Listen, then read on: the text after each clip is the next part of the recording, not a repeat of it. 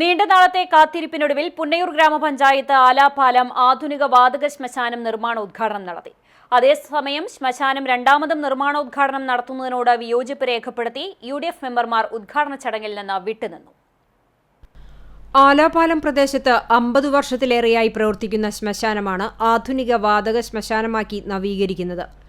ആലപ്പാലം സെന്ററിൽ NK Akbar MLA ശിലാഫലകം അനാച്ഛാദനം ചെയ്ത് ഉദ്ഘാടനം നിർവഹിച്ചു. 2024-25 സാമ്പത്തിക വർഷത്തിലെ ജനകീയ ആസൂത്രണ പദ്ധതിയിൽ ഉൾപ്പെടുത്തി ബഹുവർഷ പദ്ധതിയായാണ് നിർമ്മാണം. 1,25,53,786 രൂപ 65 പൈസയാണ് പദ്ധതിക്കായി ആകെ ചെലവ് വരുന്നത്. ഇതിൽ 67,62,000 രൂപയുടെ പദ്ധതികൾക്ക് 2024 ഡിസംബർ 7 ചേർന്ന പഞ്ചായത്ത് ഭരണസമിതി യോഗം അംഗീകാരം നൽകി. 6 മാസം കാലയളവിനുള്ളിൽ പദ്ധതി പൂർത്തീകരിക്കുകയാണ് ലക്ഷ്യം.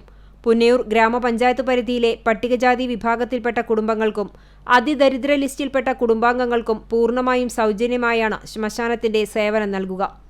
പുന്നയൂർ ഗ്രാമപഞ്ചായത്ത് പ്രസിഡന്റ് TV സുരേന്ദ്രൻ അധ്യക്ഷത വഹിച്ചു.